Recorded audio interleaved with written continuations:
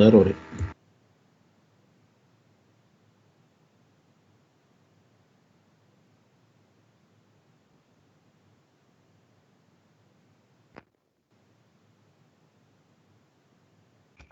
Barakatillah. Bonsoir tout le monde. Ravi d'être parmi vous ce soir pour animer cet exposé. Ravie et même heureuse de participer avec l'association Al-Qalem.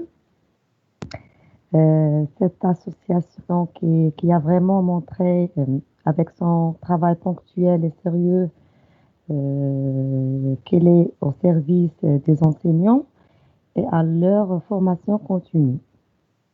Bien sûr, on a vu un travail vraiment intensif depuis des mois dans tous les domaines, sans arrêt, sans recul, au contraire, toujours vers le sérieux et l'engagement.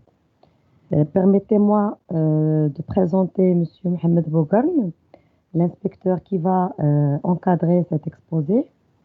Bien sûr, à part qu'il est inspecteur, qu'il est inspecteur dans l'enseignement primaire, il est aussi secrétaire général du CP de Boulmen.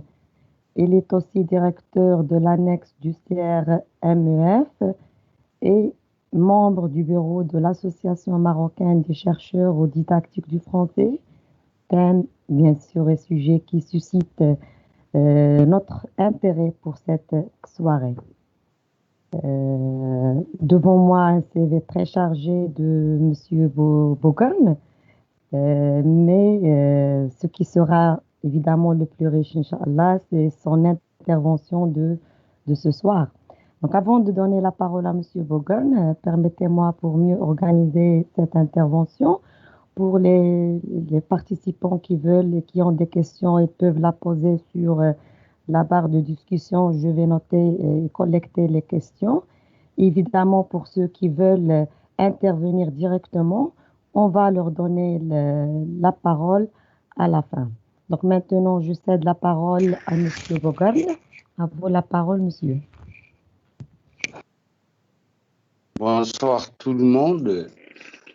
Aujourd'hui, le 23 décembre 2020, et pour moi, c'est une date très spéciale dans la mesure où je ne m'attendais pas à être avec vous. Je participe toujours avec l'association en tant que participant, mais pas en tant qu'intervenant. La demande de M. Brahim m'a fait beaucoup de bien. Ça réchauffe le cœur comme le bien du monde. Donc aujourd'hui, j'essaierai d'être un peu pragmatique dans le sens de la présentation de la didactique de la langue française au cycle primaire. Automatiquement, je me suis référé au document qui parle du nouveau curriculum édité en juillet 2020. Donc, c'est le dernier document établi par la direction des curricula. Donc, n'importe quel document antérieur ne devrait pas faire partie de notre discussion. Avant de commencer, je préfère vous présenter un plan provisoire dans un sens, parce que la discussion pourrait porter sur d'autres points. Alors, je commencerai par une introduction comme veut la coutume, les fondements de l'enseignement, les orientations en relation avec les activités et l'organisation des apprentissages et objectifs des leçons et travail sur des moments de la leçon et les exemples de fiches pour être pragmatique et répondre aux besoins des professeurs, des collègues qui vont passer un concours et une conclusion, et je l'ai mise en gras. Je garde la conclusion pour la fin. Je vous, comment dire, j'ai préparé quelque chose de spécial. Alors, avant de commencer, je vous lance un petit jeu de lettres, 4 voyelles et 7 consonnes. La consigne serait de trouver un mot en utilisant toutes les lettres. J'aimerais bien avoir un feedback des participants ou participantes.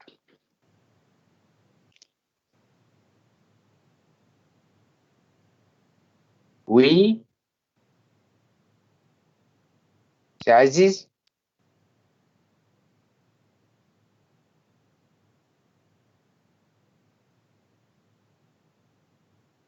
Est-ce que le son est...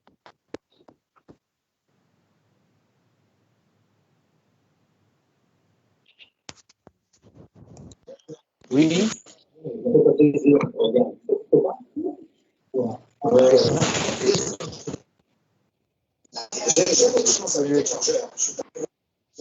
Trouver un joli ordi de Cognière sous son redressement vinyle. Alors, c'est OK. Immaculé. Juste de la feuille et de la colle. Merci, merci, merci. Dieu des voitures. C'est du tatouage.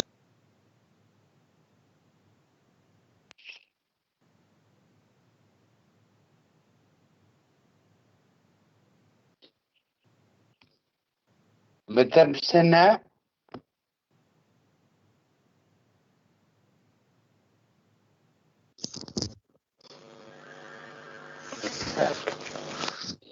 Madame Sana,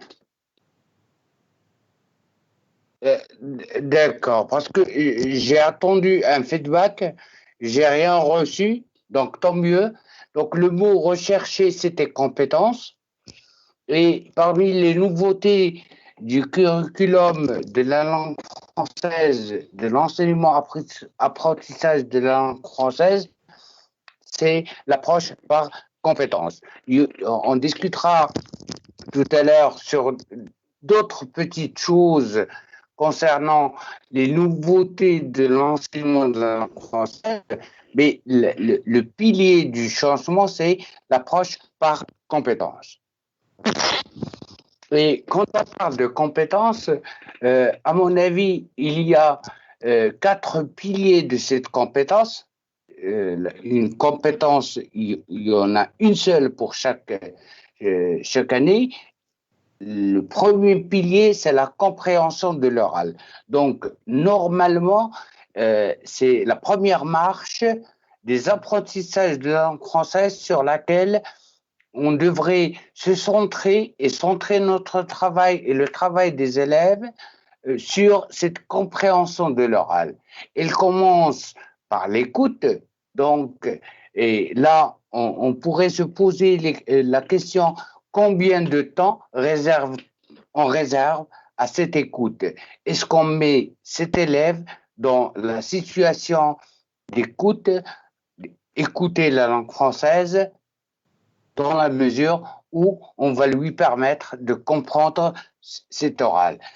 Vient ensuite la production de l'oral. Donc, et là, on ne peut pas demander à quelqu'un de produire oralement alors qu'il n'a pas été bien préparé à la compréhension de l'oral.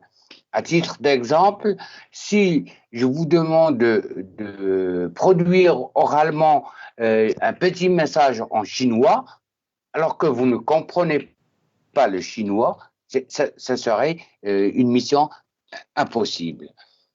Le 4e pilier, c'est la compréhension de l'écrit et la discipline essentielle dans laquelle on reçoit cette compréhension de l'écrit, c'est la lecture. Mais ça n'empêche qu'à chaque fois que l'élève ou n'importe quel apprenant lise quelque chose, une pancarte, une pancarte de rue, une affiche, on travaille la compréhension de l'écrit. Et vient ensuite la production de l'écrit. Donc, automatiquement, ces 4 piliers, peut-être que la mise en page n'est pas significative, mais dans un sens, la compréhension de l'oral, ce serait la première marche et la production de l'écrit, ce serait la dernière. Même si toutes ces 4 piliers, toutes ces sous-compétences, si j'ose dire, ils sont enchevêtrés et liés par les activités réflexives sur la langue. Quand je parle d'activités réflexives, ça pourrait être nommé autrement, ce sont des outils de langue, ce ne sont pas la langue en elle-même. L'objectif et la compétence sur laquelle tout apprenant, tout professeur devrait travailler, c'est la communication orale et par écrit. Et quand on parle des outils de langue, je parle de grammaire, je parle de conjugaison, je parle de lexique. Et là, ces 3 activités, 3 outils, et sont présents dans n'importe quelle communication. Quand j'explique oralement, quand je présente un document sonore, il y a de la grammaire, de la conjugaison, du lexique. Quand je vais demander de la production de l'oral, il va utiliser de la grammaire, conjugaison et lexique. Vient l'orthographe qui est présent dans la compréhension de l'écrit et la production de l'écrit. Alors, parmi les fondements du système éducatif, c'est un cadre porteur de valeurs. On est des Marocains musulmans, portent les valeurs humaines, donc impossible d'accepter d'autres valeurs. On est musulmans, marocains et les valeurs humaines. C'est un apprentissage fonctionnel axé sur le développement des compétences, comme je viens de dire tout à l'heure. C'est une approche fondée sur l'action. Donc, normalement, c'est une approche qui va demander à l'élève d'agir. C'est pour ça que quand on parlait du curriculum révisé, on parlait de la première jusqu'à la 4e, et pour la 5e et 6e, on parlait d'agir autrement. Donc, c'est demander à l'élève d'agir pour développer cette compétence d'apprentissage d'une langue française. C'est une action centrée sur l'apprenant et l'apprenante. Pour moi, personnellement, je trouve rien de nouveau, parce que depuis X temps, on disait que l'action devrait toujours être centrée sur l'apprenant et l'apprenante. Un apprentissage collaboratif, interactif et solidaire. Et on le verra tout à l'heure, l'instauration ou l'introduction d'une discipline, entre parenthèses, le projet de classe, c'est un apprentissage, c'est un moment dans lequel on va amener l'élève à apprendre à être collaboratif, à être interactif, à être solidaire. Donc, ce sont des qualités humaines qu'on devrait développer chez n'importe quel apprenant. C'est une approche ouverte à la différenciation pédagogique. Donc, et là, on fait appel à la pédagogie différenciée.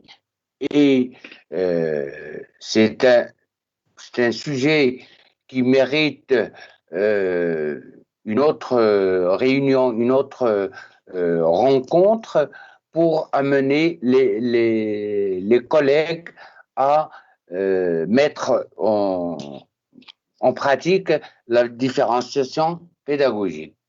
C'est une approche en éthique et les activités intégrées. Alors l'éthique, c'est Aziz, elle est là avec nous, c'est quelqu'un qui est mieux placé que moi pour parler d'éthique. Donc c'est l'utilisation des nouveaux matériels, logiciels, etc. Et les activités intégrées qu'on appelait autrement les activités parascolaires. Alors, les orientations relatives au domaine d'activité, comme on a dit tout à l'heure, il y a la communication orale et ça commence par la réception de l'oral ou la compréhension de l'oral. On devrait travailler l'écoute pour comprendre un texte, une chanson, une comptine, un poème.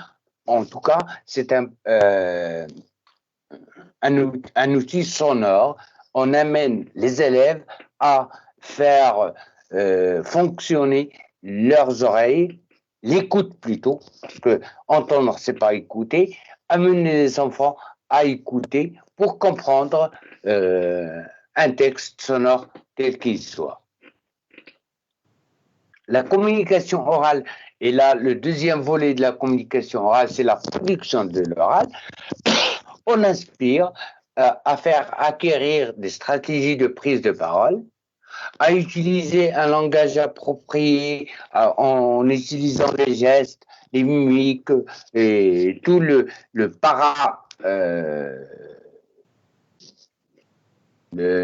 comment on l'appelle, c'est pas le paratexte, le paraverbal, et puis amener cet élève à exprimer ses besoins communicatifs et interagir par rapport à une communication en langue française. La communication écrite, ou plutôt la réception de l'écrit, elle est présente avec un grand pourcentage dans la discipline de la lecture, mais comme j'ai dit tout à l'heure, elle est présente dans tous les écrits. On va commencer en lecture par la conscience phonologique, puisque la langue française, elle est différente de la langue maternelle, si c'est la mazire, ou la langue maternelle, l'arabe. Donc, il faut amener cet élève à avoir cette conscience phonologique qui est différente. Et puis, on passera au principe alphabétique. Et si on sait que la langue française, elle comporte 26 graphèmes et une petite chanson. Donc, et là, la communication écrite, la réception de l'écrit pourrait être reliée avec la communication orale en faisant écouter une chanson de 2 minutes. Je connais mon alphabet en chantant. Je pourrais amener cet élève à acquérir ce principe alphabétique. Bien sûr, quand on connaît l'alphabet, on va former des syllabes, on va former des mots pour avoir un lexique et on va aspirer à la compréhension de ces mots, de ce lexique. Et puis, ça serait la fluidité, comment lire, amener cet élève à lire en respectant la prosodie et tout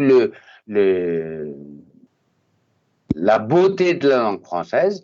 Et bien sûr, on pourrait amener, et ce serait un objectif, je ne sais pas si en tout cas, on pourrait l'atteindre, c'est amener cet élève à acquérir des stratégies de prise de notes et établir des relations entre le texte et le paratexte. Il y a pas mal de jeux pour atteindre, pour mettre les élèves dans des activités visant ces objectifs-là. Et bien sûr, différencier les activités avant, pendant et après la lecture. Et dans l'exemple, dans l'exemple que je vais vous présenter de fiche, on va travailler sur la lecture et je vais mettre en valeur ces 3 activités avant, pendant et après la lecture. La communication ou la production de l'écrit, c'est le graphisme, c'est les ABC de la production de l'écrit, c'est l'écriture, c'est la copie, c'est la dictée et c'est la production des énoncés. Donc, si on analyse cette chaîne de graphisme jusqu'à production des énoncés, on pourrait sentir cet échelonnage, ce développement du facile vers le difficile, un élève de la première année ne pourrait pas écrire, ne pourrait pas copier, ne pourrait pas rédiger une dictée ou une production, mais on commencerait avec lui du graphisme. Donc, ce sont les bases de l'écriture. Écrire des textes cohérents, bien sûr informer, raconter, décrire, etc. C'est relatif au texte qu'on travaillerait avec eux pendant les unités.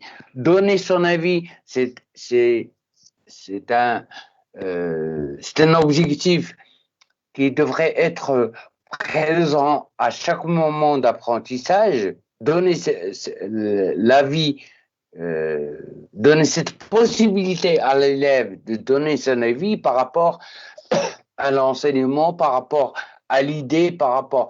Donc, c'est quelque chose qui se développe, c'est une compétence qui pourrait être développée avec le programme de français. Et bien sûr, employer un vocabulaire approprié. Si je raconte quelque chose de triste, je dois choisir des mots qui reflètent cette tristesse, bien sûr, en respectant les règles de la syntaxe et de l'orthographe. Si vous faites attention à cette liste, j'ai laissé les règles de syntaxe, d'orthographe, de grammaire, de conjugaison à la fin. À mon avis, je ne sais pas, c'est discutable. Pour moi, si j'amène un élève à produire, déjà à produire, même si il commet des fautes, des erreurs plutôt, il commet des erreurs au niveau de la syntaxe, de l'orthographe, déjà j'aurais gagné cet élève qui est capable de donner son avis, de produire, soit oralement, soit écrit. On devrait travailler sur le côté psychologique, donner à cet élève cette possibilité de produire, et il est là à l'école pour corriger ces petites erreurs de grammaire et de conjugaison. Alors, les activités de langue, je ne m'arrêterai pas beaucoup sur ça.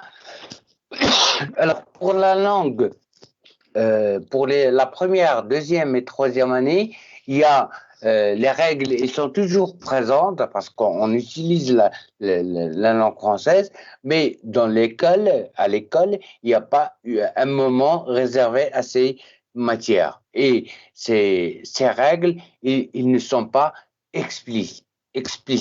Ils sont implicitement quand on parle à un élève, on utilise une phrase avec un sujet, un verbe, un complément d'objet direct, sans pour autant dire que c'est un sujet, un verbe, un complément.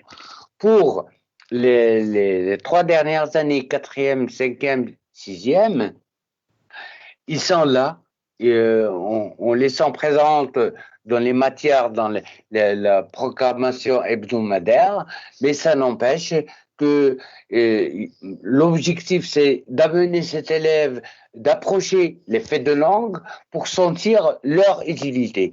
Quand je dis, par exemple, moi avoir faim, moi vouloir manger, déjà c'est un message, il est compréhensible par tout le monde, mais ça touche cette beauté de langue française. On ne dirait pas moi avoir faim, moi vouloir manger, on dirait moi j'ai faim, je voudrais manger. Donc et pour donner l'utilité des activités de langue pour garder la beauté de la langue française.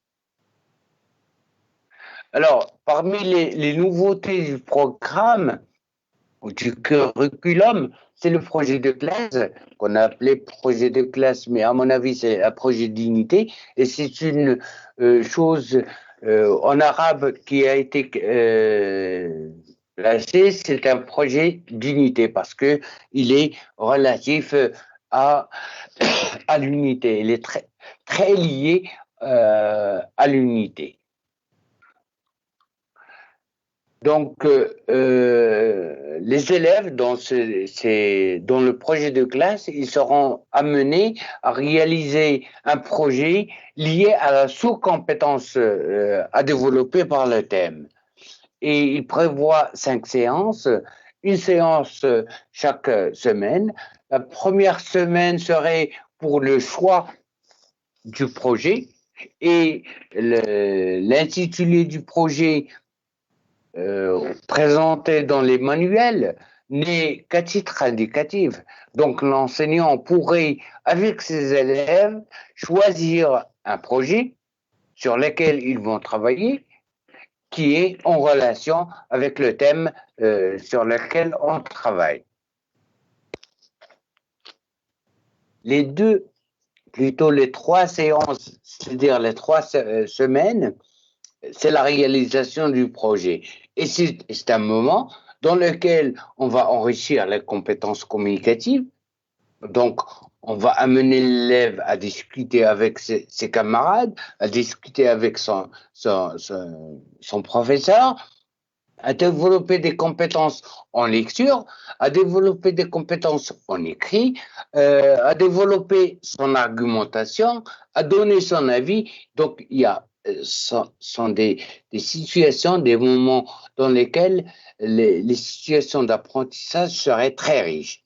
Et la 5e séance serait réservée à la présentation du projet pour mettre en relief l'effort qu'a fourni l'élève pendant les semaines précédentes et positiver son travail. Alors, il y a le terme évaluation, soutien et les activités intégrées. Alors, je ne vais pas m'arrêter avec vous parce que je crois que il y a des gens assez expérimentés avec nous. Donc, l'évaluation, il y en a 3. Évaluation diagnostique au début de chaque apprentissage ou un cycle d'apprentissage. L'évaluation formative qui est présente avec nous à chaque moment. Et l'évaluation sommative à la fin d'un apprentissage ou d'un cycle d'apprentissage. Le soutien pédagogique, il y a le soutien immédiat qu'on fait au moment précis une erreur de prononciation, on ne va pas s'arrêter, laisser après. Il y a le soutien différé dans lequel qu'on réserve à la 5e semaine de l'unité, sont les choses, les voies qui méritent d'être analysées à tête reposée et qui ne montrent pas assez de danger, entre parenthèses, dans l'apprentissage des élèves. Et le soutien institutionnel relatif à l'école. Pour les activités intégrées, c'est pas quelque chose de nouveau, mais c'est l'appellation et l'insération de ces activités dans la classe. C'est le théâtre. Personne ne peut nier les bienfaits du théâtre. Le conte, les chansons, les cantines, les jeux, la radio scolaire, la BCD, etc. Ce sont des activités de renforcement des apprentissages et de l'incitation à l'excellence. Donc, on ne va pas introduire le théâtre pour former des acteurs, on ne va pas introduire la chanson pour former des chanteurs, mais on va utiliser ces activités pour le renforcement de la langue française. Alors, l'organisation des apprentissages, il y a une seule compétence annuelle qui sont subdivisées en 6 compétences. Ce qui est nouveau par rapport à la langue française, c'est cette présence de profil d'entrée et profil de sortie. Déjà, un enseignant, il a une idée sur le profil d'entrée, même si c'est théorique, et le profil de sortie. Et pour passer du profil d'entrée au profil de sortie, on devrait passer par ces unités. Et chaque unité, il a une compétence bien déterminée. Alors, pour la première année, la compétence annuelle, c'est de comprendre et de produire à l'oral des énoncés courts de 2 ou 3 phrases à caractère informatif, etc.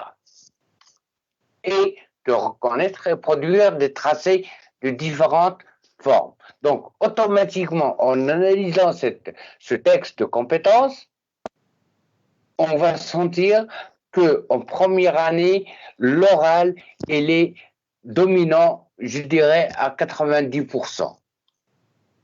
Et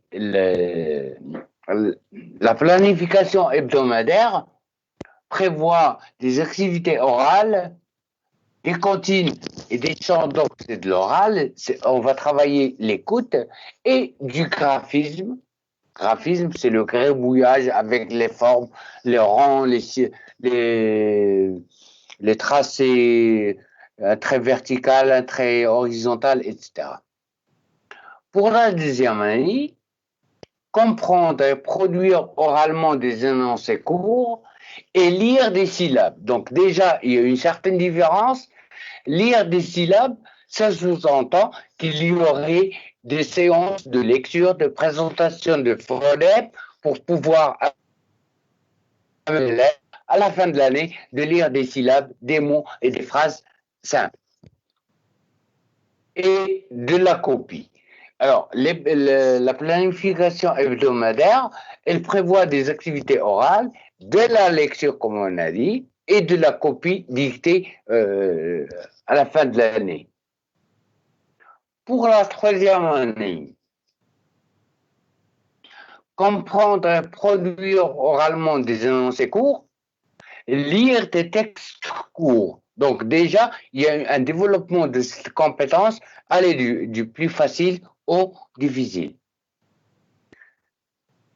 Là, il y aurait de l'oral toujours, de la lecture, de l'écriture copie et de la dictée et de la production de l'écrit à condition de produire des textes courts de 2 ou 3 phrases répondant à des consignes claires.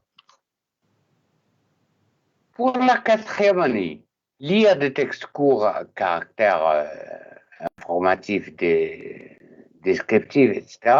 Produire des textes de 3 ou 5 phrases. Donc déjà, c'est toujours la même compétence, mais avec un développement au niveau de la quantité et de la qualité des mots à utiliser. Et en respectant, on voit sur la planification hebdomadaire la présence de la grammaire, conjugaison, orthographe et dictée. Pour la cinquième année, c'est toujours la même compétence, comprendre et produire oralement des énoncés, lire des textes, produire des textes informatifs, narratifs, descriptifs, injonctifs ou explicatifs.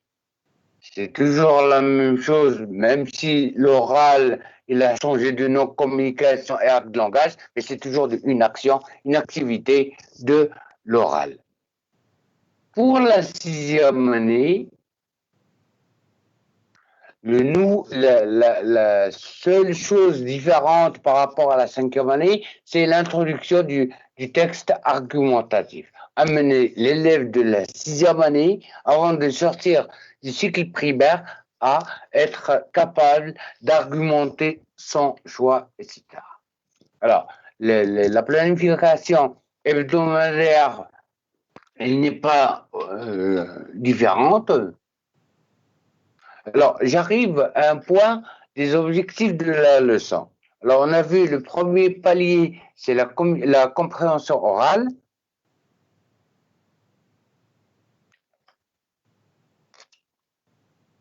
L'objectif, c'est toujours amener l'élève à. Alors, pour ceux qui vont passer un concours, un objectif un objectif d'une leçon, amener l'élève à, et on finit la phrase.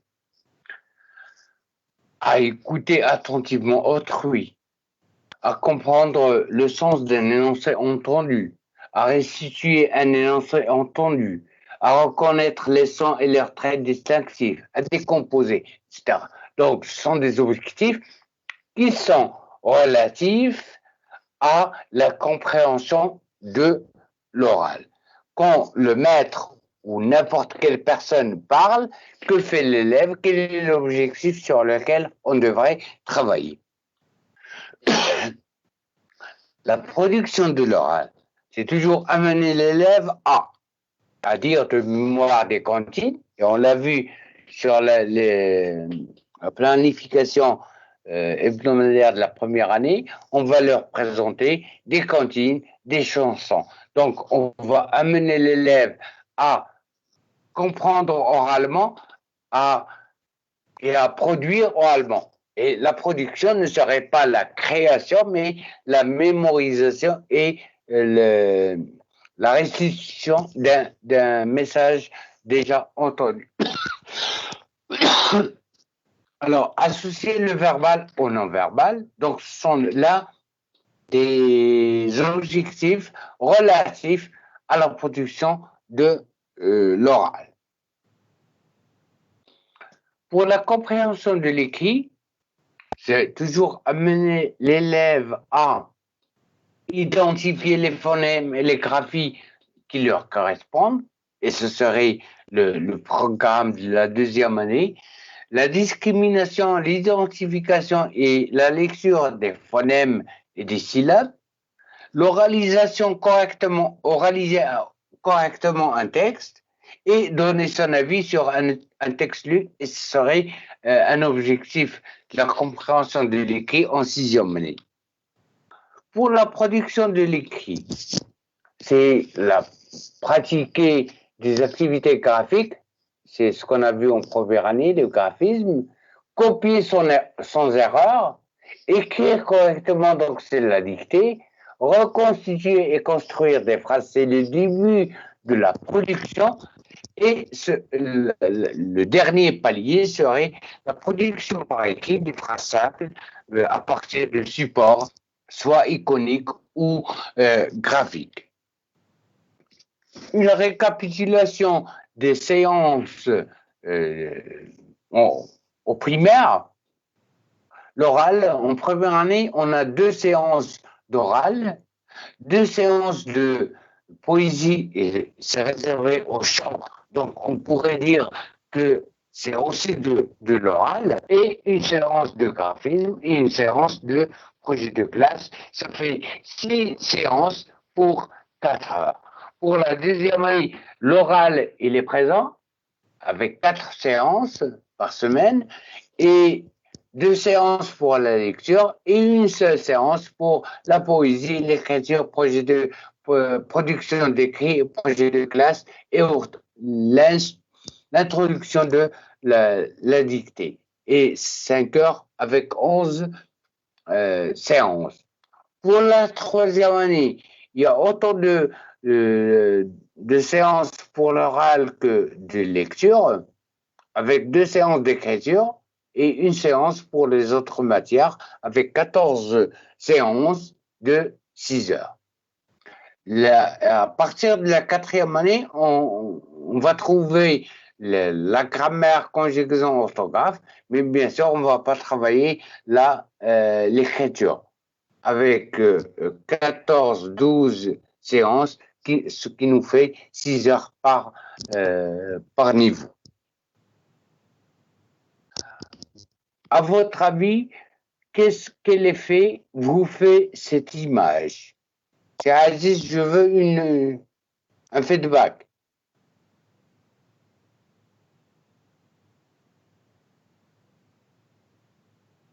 C'est Aziz?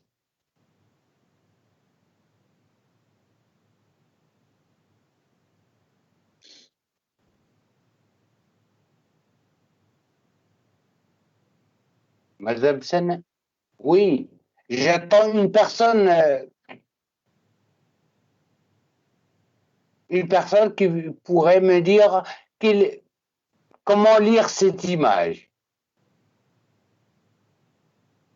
Vous donnez la main à une personne.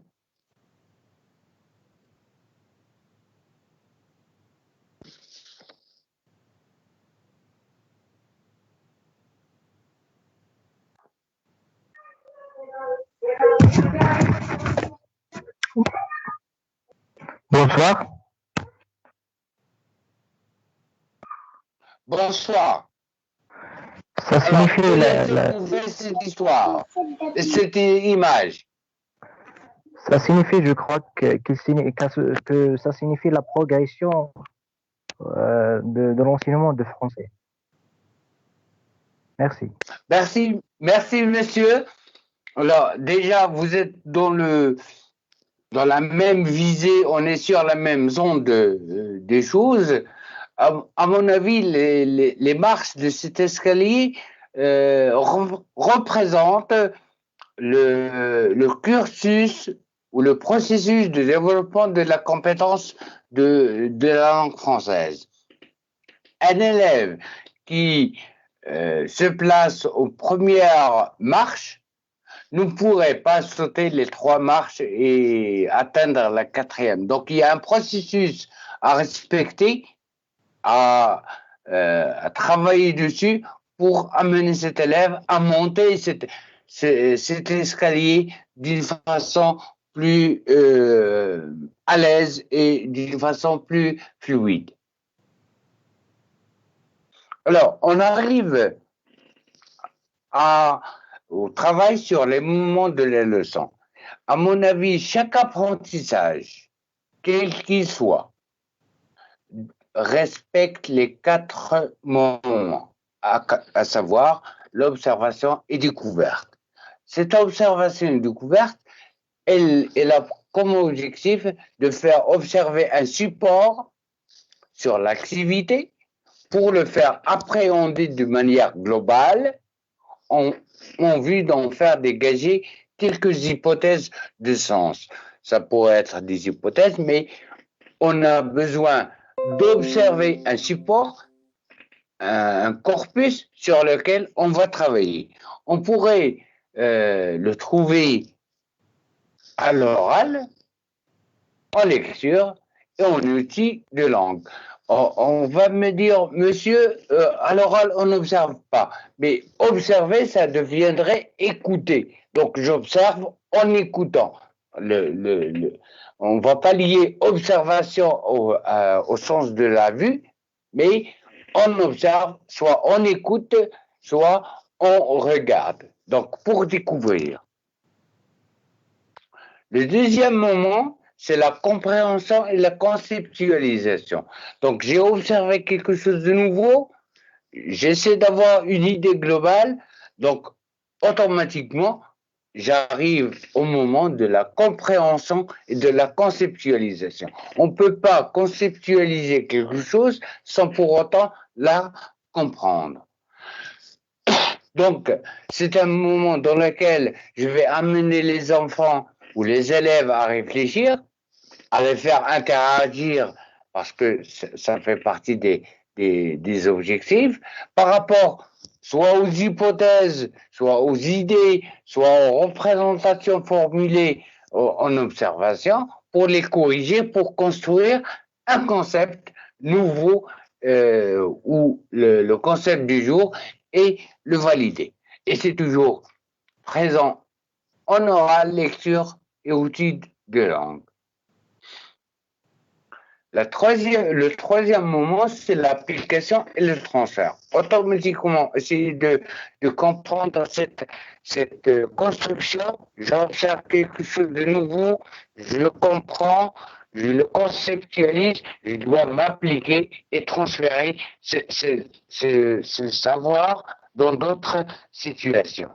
Donc, on est amené à appliquer ce concept dans des situations scolaires. Puis, d'y apporter des remédiations nécessaires si ça ne veut pas, avant de transférer dans des situations quasi authentiques relatives au projet. Parce que toutes les disciplines, dans un sens, ils vont être au service du projet de classe. Donc, elle sera toujours présente à l'oral, en lecture et dans les matières de langue.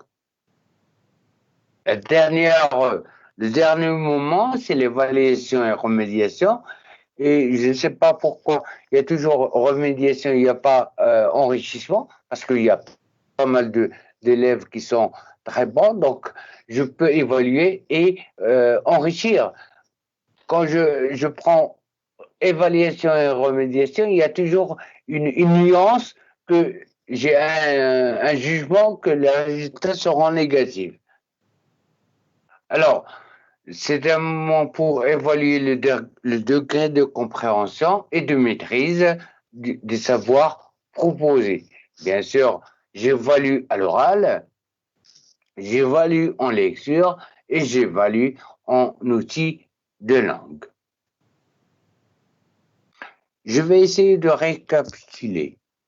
Alors, pour développer les compétences, on aura besoin d'observation découverte, compréhension conceptualisation, application transfert, évaluation remédiation.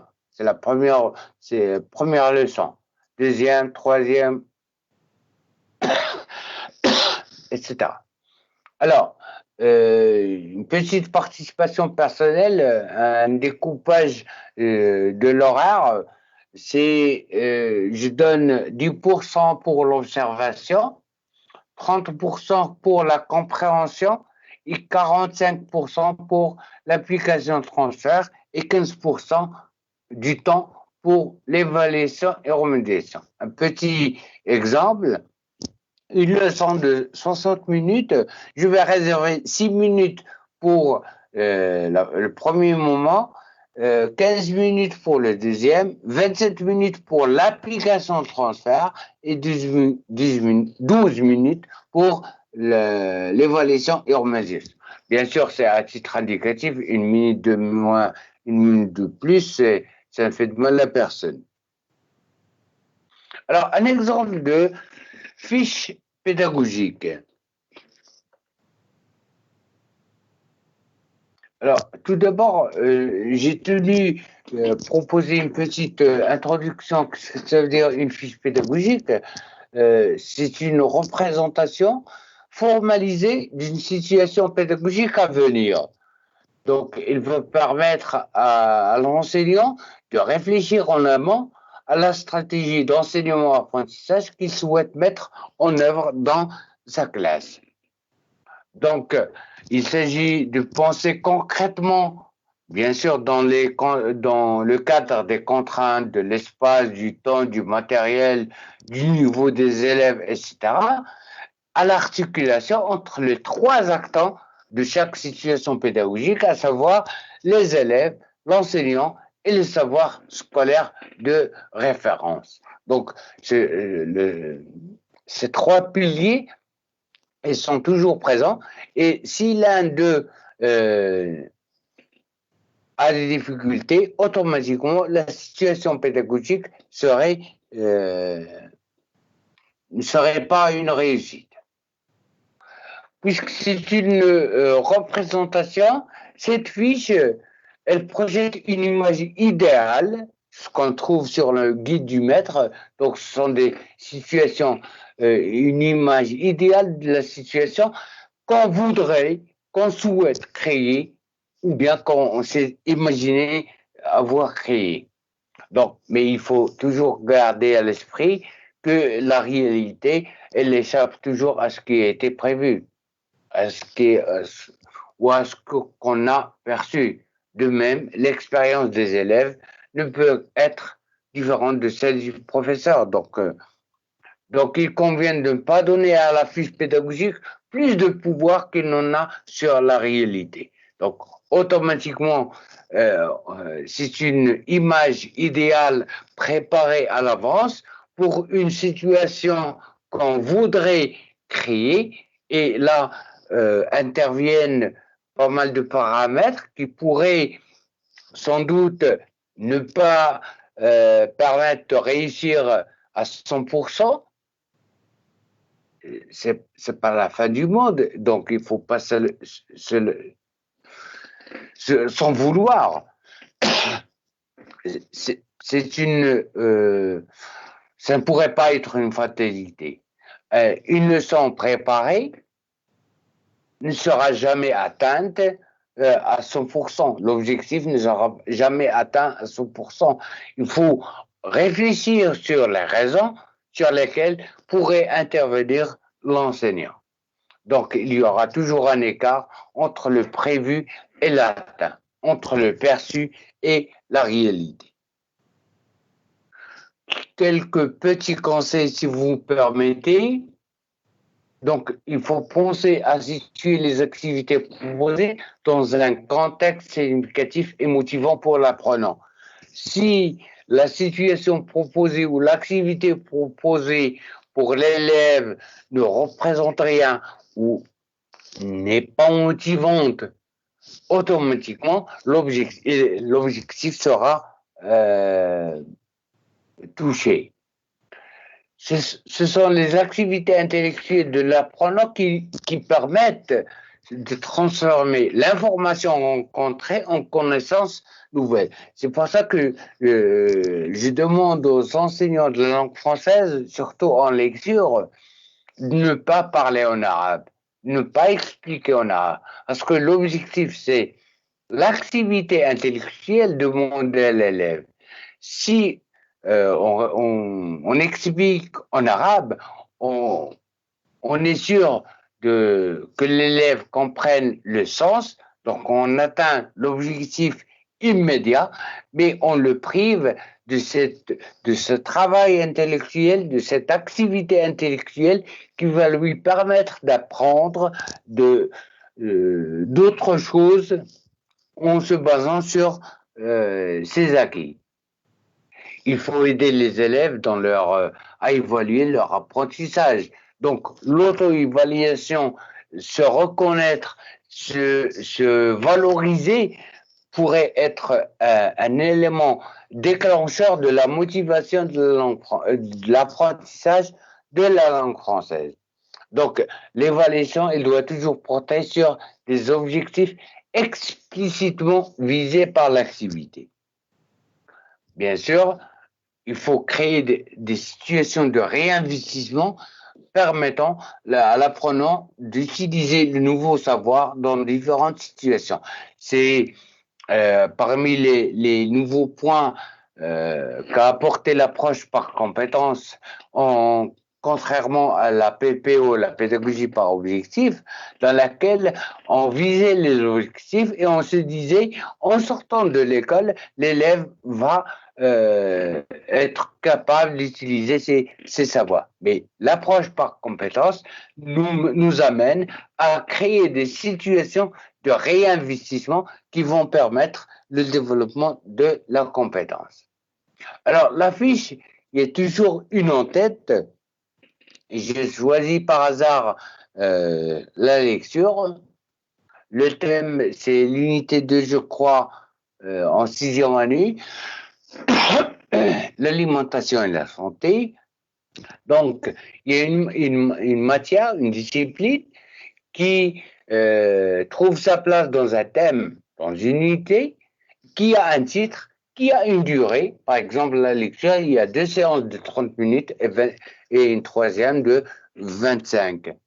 On aura des objectifs à amener l'élève à lire un texte informatif. Automatiquement, puisque c'est un texte informatif, c'est amener l'élève à repérer des informations précises, amener l'élève à comprendre ce qu'il lit. Déjà, si je passe un concours, j'ai déjà mes 4 points. Bien sûr, le matériel ne serait que le livret de l'élève ou bien le texte en lui-même. Le tableau noir qui va me permettre de garder ce lien entre la lecture et l'écriture. Il y aurait des objets pour expliquer et des images.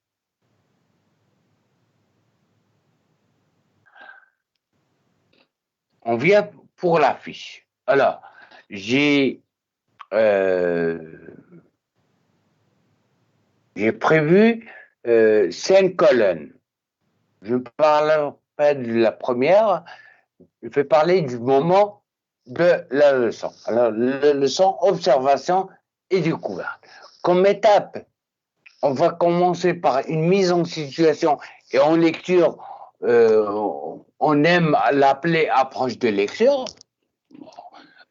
appelez-la comme vous voulez, c'est une mise en situation, une mise en train, etc. L'activité d'enseignement de l'enseignant, il va indiquer la page du livret et va demander aux élèves d'observer le texte et l'image, dans l'objectif de les amener à formuler des hypothèses, bien sûr à l'aide de questions-réponses. On ne va pas demander aux élèves, regardez l'image et faites des hypothèses. Donc, il est là pour apprendre à émettre des hypothèses, il apprend à lire l'image, etc. Donc, avec l'aide de l'enseignant, avec l'aide de questions-réponses, il va être capable de formuler des hypothèses. Et l'enseignant, il transcrit ces hypothèses au tableau. Que va faire l'élève?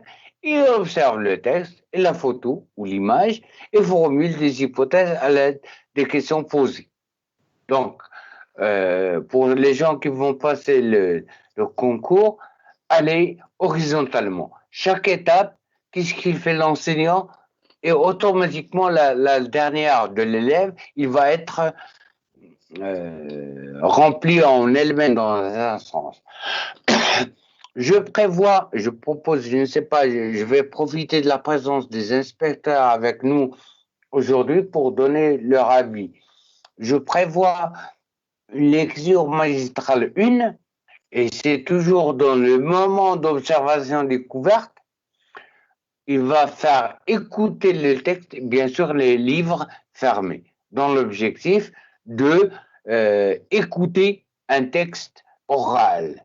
Donc, c'est un moment dans lequel je vais travailler la compréhension de l'oral et automatiquement l'apprentissage de l'élève, il va écouter attentivement.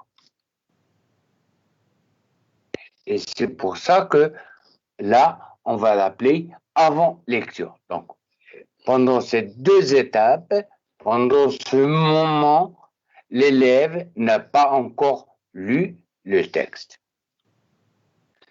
Le deuxième moment, compréhension et conceptualisation, je prévois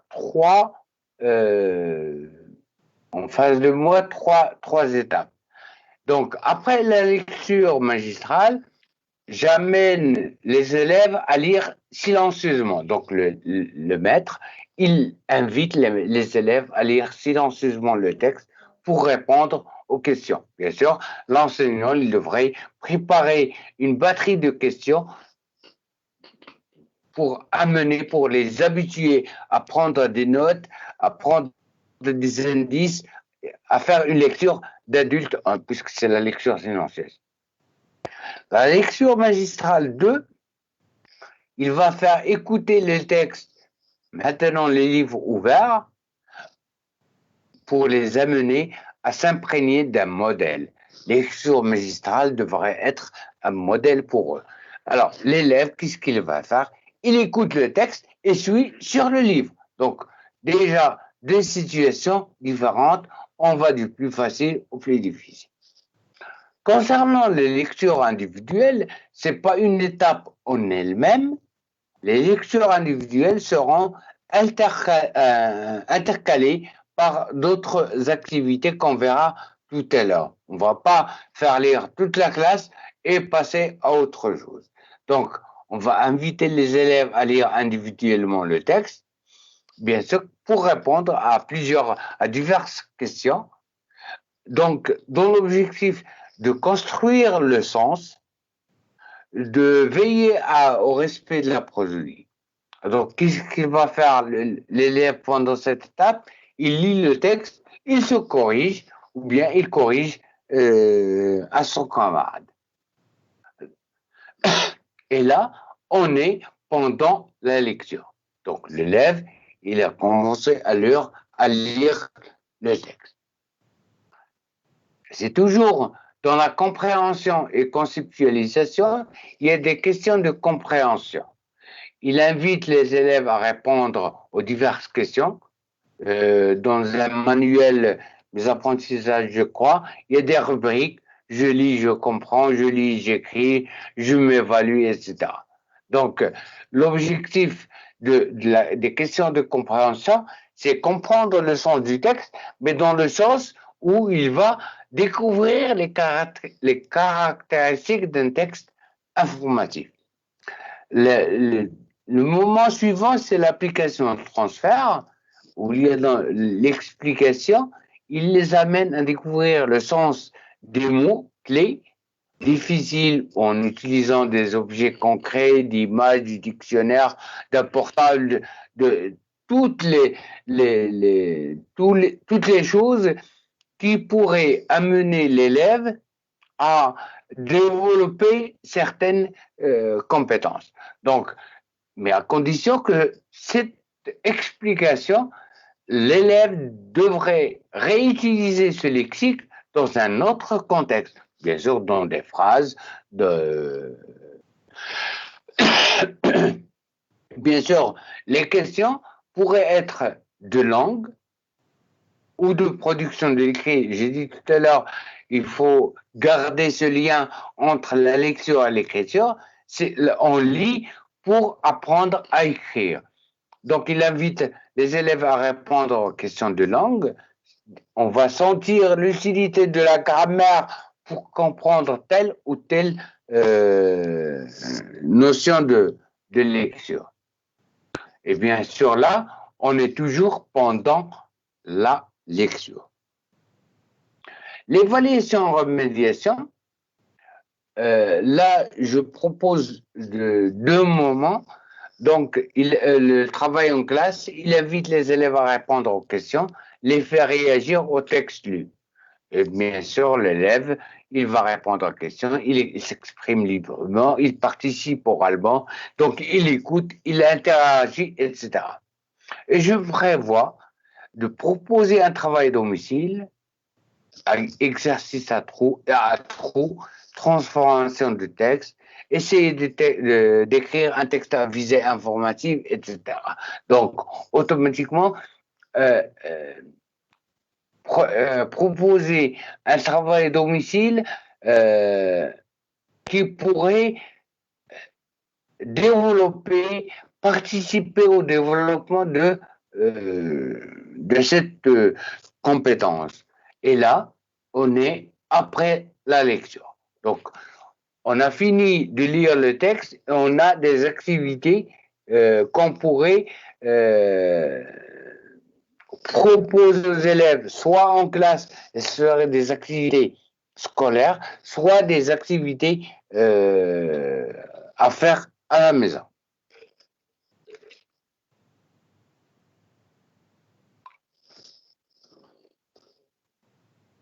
Je vous propose une deuxième leçon qui est la conjugaison. Alors, c'est toujours du même thème. Le titre, l'objectif, c'est le présent, le futur des verbes aller, prendre et voir. La durée, c'est 2 fois 30 minutes. L'objectif, c'est amener l'élève à reconnaître le présent, le futur. Deuxième, c'est amener cet élève à savoir conjuguer les verbes au présent, au futur et n'importe. Et amener l'élève à utiliser à bon escient les verbes étudiés.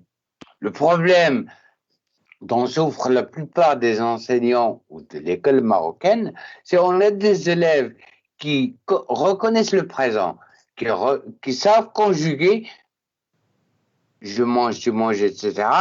Mais au moment où il a besoin d'un verbe à tel ou tel temps, dans un texte, dans une narration, là, l'utilisation fait défaut. Bien sûr, le matériel serait le corpus, ou le support sur lequel renfermons la notion, le tableau noir, les ardoises, le livret de l'élève. Et comme j'ai dit tout à l'heure, les moments de la leçon, ils ne vont pas différer. Les étapes, ils vont changer d'une matière à une autre. Pardon. Mais les moments, ils sont toujours là. Alors, tout à l'heure, on a parlé d'approche. de mise en situation, là serait la mise en situation changerait par rappel. Donc, il faut rappeler par un jeu de questions-réponses un concept en relation avec le concept du jour. Automatiquement, on est dans le moment d'observation découverte, on va présenter un corpus, des phrases, un texte, peu importe. L'important, c'est qu'il renferme la notion du jour. Le maître, la maîtresse va lire, il est fait lire par 2 ou 3 élèves, et on est dans l'observation découverte. Bien sûr, on va utiliser les traits de couleur pour attirer leur attention, etc., et des questions bien choisies.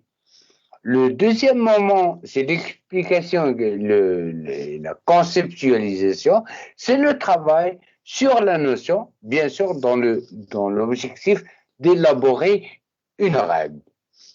Donc, le maître, qu'est-ce qu'il va faire? Il amène les élèves à repérer les caractéristiques de chaque phrase en posant les questions ciblant la notion du genre. Bien sûr, si on travaille la conjugaison, mes questions seraient, elles portent sur les verbes. Si c'est de la grammaire, il va porter sur les autres éléments de la phrase. Si c'est de l'orthographe, ça va toucher la notion orthographique. Donc, on va les amener à réfléchir, on va les amener et les faire participer à l'élaboration de la règle qu'on va écrire au tableau. Donc, l'élève, il est actif, il est participatif dans son enseignement. Le troisième moment, c'est la phase d'application, et là, application transfert en grammaire, conjugaison, orthographe, c'est authentique, donc identique. Donc, on propose des activités qui vont permettre à cet élève de pratiquer, d'appliquer cette notion qu'on vient d'apprendre, et bien sûr, l'application serait suivie par une correction collective et correction individuelle. Bien sûr, en encourageant l'autocorrection et la correction entre pairs. Pour l'évaluation, ce qu'on fait tous dans les classes, c'est la phase d'évaluation. On va proposer un exercice qu'on va écrire sur le cahier de classe. On propose des phrases, mettez les verbes entre parenthèses au temps demandé ou bien quelque chose comme ça, selon la notion. On va corriger collectivement, puis individuellement, et bien sûr en encourageant l'autocorrection. Et là, comme dans la même visée, je vous propose un petit travail à domicile, mais à condition qu'il garde cet aspect ludique. Donc, un exercice ne devrait être changé d'aspect et garder cet aspect ludique. Et là, les exercices intro, les mots croisés, bien sûr, des mots croisés. Si on travaille la conjugaison, je vais donner une grille de mots croisés avec des notions de la conjugaison. Transformation de texte. Alors, le texte, il parle de Ahmed. Alors, mais le jeu. Donc, déjà, j'implique cet élève à parler de soi, etc. Donc, ces activités, il devrait garder cet aspect ludique pour donner à l'élève cette envie de travailler à la maison. Je reviens sur les objectifs. Ça commence toujours à mener l'élève à. Alors, ce sont des exemples. Alors, en oral, écouter attentivement un support audio, reprendre le contenu d'un support audio, produire un discours à visée déterminée. Et si vous vous référez à ce que vous faites dans la classe, à ce que les enseignants font dans la classe, l'expression orale, on fait écouter un micro-dialogue. Donc, c'est un objectif. On répète réplique par réplique dans l'objectif de reprendre le contenu. Et à la fin de la séance ou de la semaine, je lui demande de produire la même chose. En lecture, lire un texte d'une manière expressive, comprendre le sens, réécrire le texte avec ses propres mots. Pour les outils de langue, amener l'élève à reconnaître le concept X, donc soit en grammaire, conjugaison, orthographe, appliquer ce concept dans des situations scolaires et réutiliser à bon escient la notion étudiée. Donc, déjà, si vous gardez ce slide, déjà les points des cités deux objectifs, automatiquement, au moins, vous avez les notes à 100%. Alors, pour les difficultés, comme on a dit tout à l'heure, les objectifs préétablis, on va les trouver sur la fiche, etc. Mais les objectifs atteints, et là je l'ai mis tout petit pour montrer que les objectifs atteints ne seront jamais comme les objectifs préétablis. Donc il y a toujours une différence dans le sens négatif. Ce qui va nous amener à analyse du pourquoi, une réflexion. Donc, j'ai analysé, automatiquement, je vais réfléchir sur le pourquoi des choses. Et bien sûr, quand j'ai analysé, j'ai compris, j'ai réfléchi, je vais essayer de proposer des solutions qui pourraient faire agrandir cet objectif atteint et essayer de faire bénéficier les élèves. Alors, avant de finir, je vous propose comme conclusion, puisque dans l'enseignement, dans les sciences humaines, il n'y a pas de conclusion, il y a toujours quelque chose à faire, à améliorer. Mais personnellement, je préfère vous proposer ce petit test. Partout dans le monde, les gens sont fascinés par les animaux exotiques. De nombreuses familles adorent les admirer dans les jardins zoologiques et les aquariums. Cependant, certains individus ne se contentent pas. En effet, plusieurs personnes possèdent ou rêvent de posséder un animal domestique exotique. Les animaux exotiques, qu'ils soient morts ou vivants, sont très recherchés et cela menace les chances de survie de plusieurs espèces.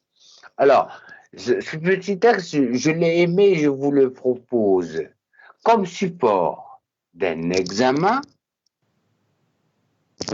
C'est à partir de ce support, vous pourrez élaborer une fiche, et c'est à votre choix, de lecture, de grammaire, de conjugaison, d'orthographe. Où est la difficulté? Si les évaluateurs vous posent une question de ce genre, la première difficulté, c'est de reconnaître, ou plutôt d'identifier quelques difficultés, surtout en grammaire, en conjugaison. Alors, en conjugaison, on attaque les verbes. Donc, déjà, les verbes, ils sont fascinés, adorent, donc c'est le présent de l'indicatif. En grammaire, je crois qu'il y a les adjectifs. En lecture, c'est toujours les objectifs de lecture. Donc, amener l'élève à lire d'une façon expressive, en respectant la procédure qu'ils comprennent. Alors, si on vous demande d'élaborer une fiche, bien sûr, en citant deux objectifs d'apprentissage relatifs à la leçon choisie.